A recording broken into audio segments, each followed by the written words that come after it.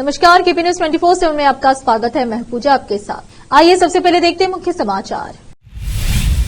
कर्नाटक के बीजेपी नेता CP Yogeshwar DK Shivkumar Siddaramaiah से मुलाकात के बाद कांग्रेस में हुए शामिल। बेंगलुरु में निर्माणधीन इमारत के ढहने से हुए हादसे में मृतकों का आंकड़ा हुआ 5। उप मुख्यमंत्री डीके शिवकुमार बोले, अवैध निर्माण पर करेंगे सख्त कार्रवाई। कर्नाटक के उप मुख्यमंत्री डीके शिवकुमार के खिलाफ जांच के लिए सुप्रीम कोर्ट पहुंची सीबीआई सरकार के फैसले को दी चुनौती। पुणे में अवैध रूप से रह रहे 10 बांग्लादेशी गिरफ्तार, 24 अक्टूबर तक पुलिस हिरासत में भेजा गया। 27 का सत्ताधीश लखनऊ में लगाए गए अखिलेश यादव के पोस्टर। दिल्ली की जामिया यूनिवर्सिटी के दिवाली कार्यक्रम में बवाल, 2 गुटों के बीच जमकर हुई नारेबाजी।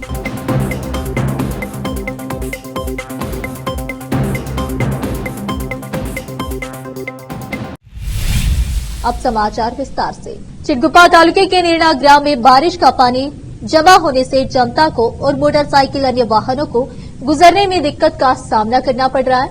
नीरणा के कई मोहल्ले में इसी तरह की स्थिति है और रामलिंग मंदिर से बस स्टैंड जाने वाले रास्ते में रोजाना पानी जमा होता है क्योंकि नालियों की सफाई नहीं हुई है। नीरणा की जनता कई बार सफाई को लेकर पंचायत पीडीओ या अध्यक्ष और उपाध्यक्ष और पंचायत सदस्यों से शिकायत करने पर भी अभी तक कोई काम नहीं हुआ। इसलिए नीरणा ग्राम पंचायत के जिम्मेदार और बीदर दक्षिण के विधायक को जल्द इस तरफ ध्यान देते हुए तमाम मोहल्ले की गंदगी और सड़क की मरम्मत करें, क्योंकि घरों के सामने यह गंदा पानी जमा होने से बीमार होने की आशंका जताई जा रही है। चिटगुप्पा से केपी न्यूज के लिए संवाददाता आजिम की रिपोर्ट। मंगलवार 22 अक्टूबर को हुमनाबाद में भारी बारिश हुई। हुमनाबाद की केबी रोड पूरी तरह से खराब होने से वाहनों को गुजरने में परेशानी हो रही है। स्थानीय लोगों ने इस संबंध में बताया। हुमनाबाद से केपी न्यूज के लिए संवाददाता गयासुद्दीन की रिपोर्ट। जनपटना उपचुनाव नाटक का समापन भाजपा नेता सीपी योगेश्वर के कांग्रेस में शामिल होने के फैसले के साथ हुआ। आज सुबह उन्होंने उप मुख्यमंत्री डीके शिवकुमार और बाद में सीएम सिद्धरामैया से मुलाकात की। यह तब आया है जब जेडीएस नेता एचडी कुमारस्वामी ने पार्टी सदस्यों को बताया कि भाजपा अध्यक्ष जेपी नड्डा ने उन्हें जनपटना उपचुनाव के लिए जेडीएस के टिकट पर योगेश्वर को मैदान में उतारने की संभावना के बारे में पूछताछ करने के लिए बुलाया। कांग्रेस सूत्रों ने भाजपा से टिकट नहीं मिलने पर योगेश्वर के कूदने की संभावना से इनकार नहीं किया है। अब उनके कांग्रेस के उम्मीदवार होने की संभावना है।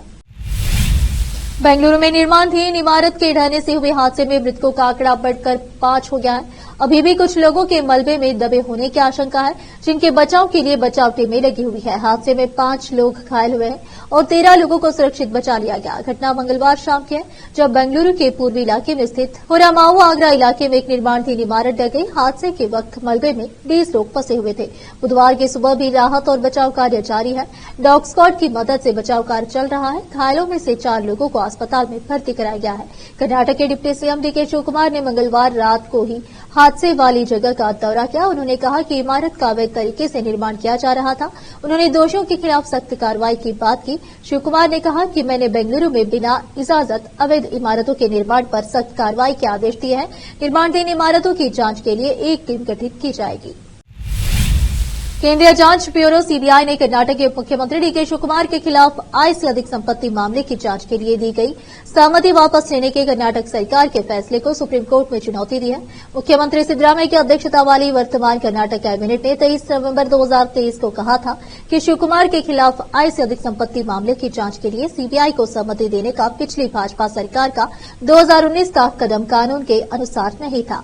29 अगस्त को कर्नाटक हाईकोर्ट ने कांग्रेस सरकार की सहमति वापस लेने के फैसले को चुनौती देने वाली सीबीआई और भाजपा विधायक बसनगौड़ा पाटिल यत्नाल की दायर याचिका को कायम न रखने योग्य करार दिया था। अब फिलहाल एक छोटा सा ब्रेक। कील मुहासों की दाग, मस्सा, बालों का झड़ना, गंजापन, चेहरे पर अनचाहे बालों से परेशान लोगों के लिए खुशखबरी।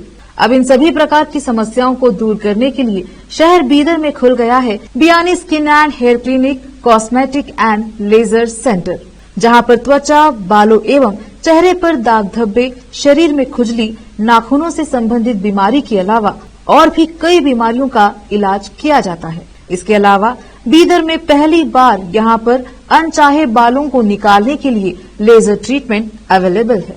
अपने खोए हुए बालों के लिए पीआरपी और जीएफसी थेरेपी अवेलेबल है। यहाँ पर लेजर द्वारा टैटू भी रिमूव किया जाता है और मस्से भी निकाले जाते हैं। Doctor Vinay Kumar Biyani MBBS MD consultant dermatologist, cosmetologist and trichologist की निगरानी में चलाए जाने वाले स्किन एंड हेयर क्लिनिक में आकर अपनी बीमारियों और समस्याओं को दूर कीजिए और इस क्लिनिक के इलाज से फायदा उठाइए।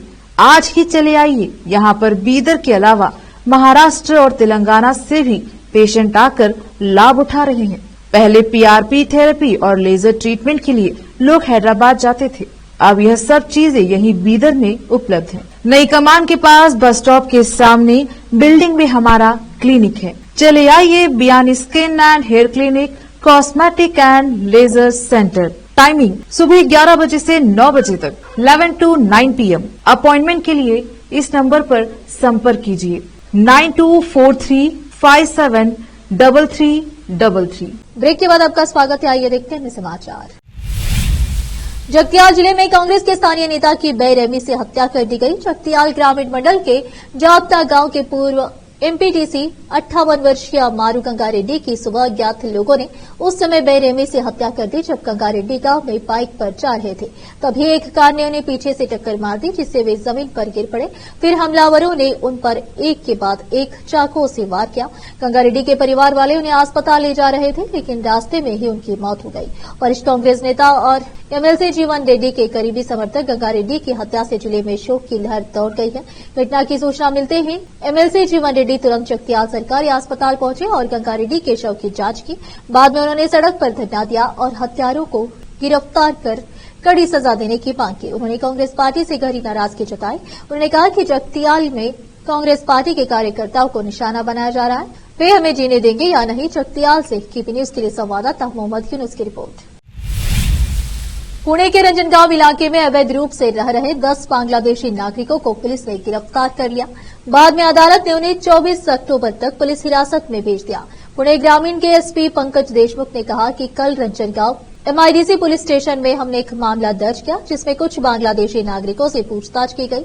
पूछताछ करने पर हमें पता चला कि वे रंजनगांव इलाके में अवैध रूप से रह रहे थे, इसलिए हमने मामला दर्ज किया और उन्हें गिरफ्तार कर लिया। बाद में अदालत में पेश किया, जहां से 24 अक्टूबर तक ऐसे 10 आरोपियों की पुलिस हिरासत को मंजूरी दे दी है।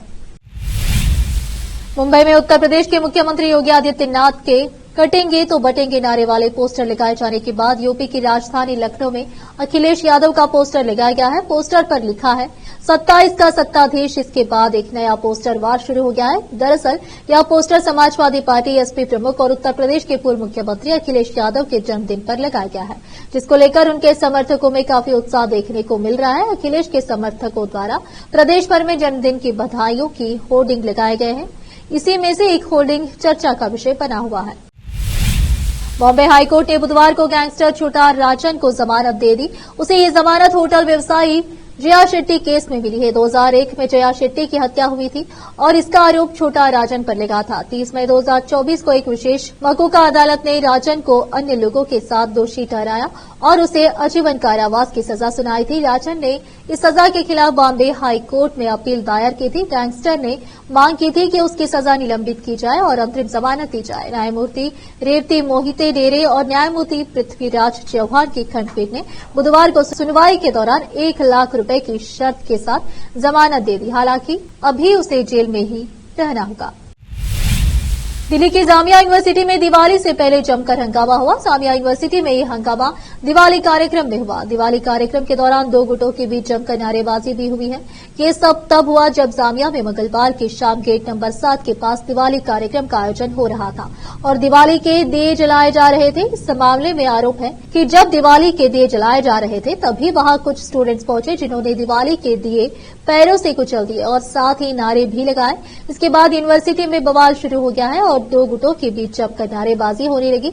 यूनिवर्सिटी में हंगामे की सूचना मिलने पर दिल्ली पुलिस मौके पर पहुंची। दिल्ली पुलिस ने जाकर स्थिति पर काबू पाया। इस हंगामे के बाद से ही यूनिवर्सिटी में बड़ी संख्या में पुलिस बल की तैनात की गई है ताकि किसी तरह की स्थिति न बिगड़े। अब फिलहाल एक और छोटा सा ब्रेक।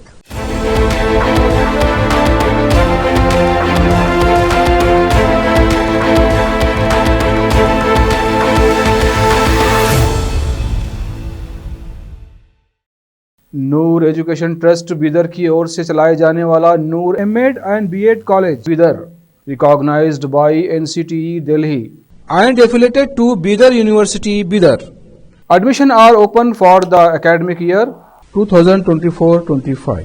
विशेषज्ञ और सक्षम शिक्षकों द्वारा शिक्षा प्राप्त करने के लिए नूर एमएड एंड बीएड कॉलेज में दाखिला लें और शांत वातावरण में शिक्षा प्राप्त करें। बीदर शहर में बेहतर शिक्षा का एकमात्र केंद्र Noor MEd and BEd college, Shahpur gate, Bidar. Phone numbers 9945283920, 8482221297। Hindustan के हर कोने में हम हैं मौजूद।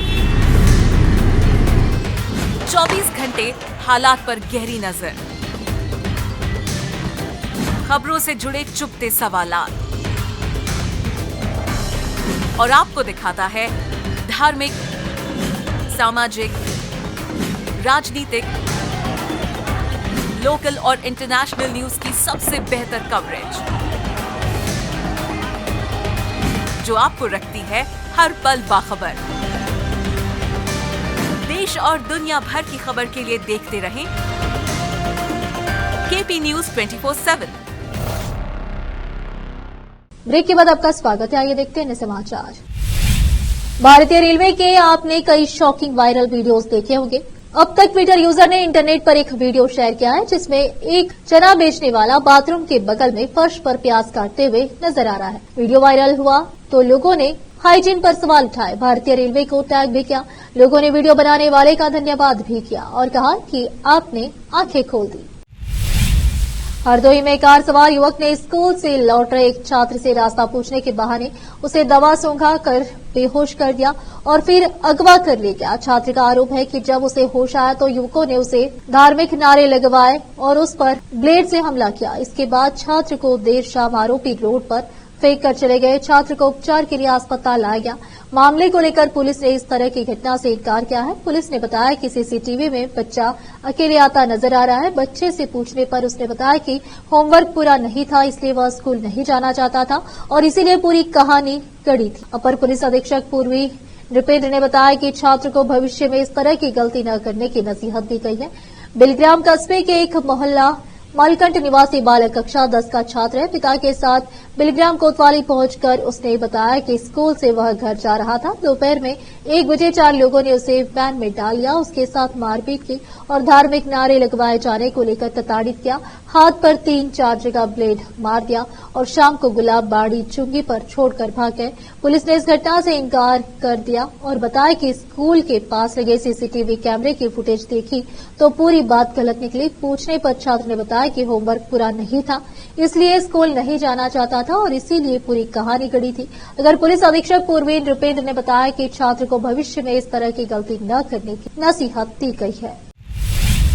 कर्नाटक के बीजेपी नेता सीपी योगेश्वर डीके शिवकुमार सिद्धरामैया से मुलाकात के बाद कांग्रेस में हुए शामिल। बेंगलुरु में निर्माणधीन इमारत के ढहने से हुए हादसे में मृतकों का आंकड़ा हुआ 5। उप मुख्यमंत्री डीके शिवकुमार बोले, अवैध निर्माण पर करेंगे सख्त कार्रवाई। कर्नाटक के उप मुख्यमंत्री डीके शिवकुमार के खिलाफ जांच के लिए सुप्रीम कोर्ट पहुंची सीबीआई सरकार के फैसले को दी चुनौती। पुणे में अवैध रूप से रह रहे 10 बांग्लादेशी गिरफ्तार, 24 अक्टूबर तक पुलिस हिरासत में भेजा गया।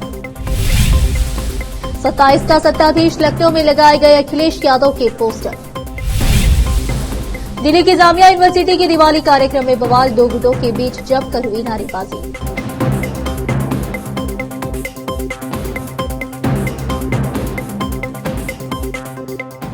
केपी न्यूज में इस वक्त के लिए इतना ही। देश प्रदेश के समाचारों के लिए देखते रहिए आपका अपना चैनल केपी न्यूज 24/7। धन्यवाद।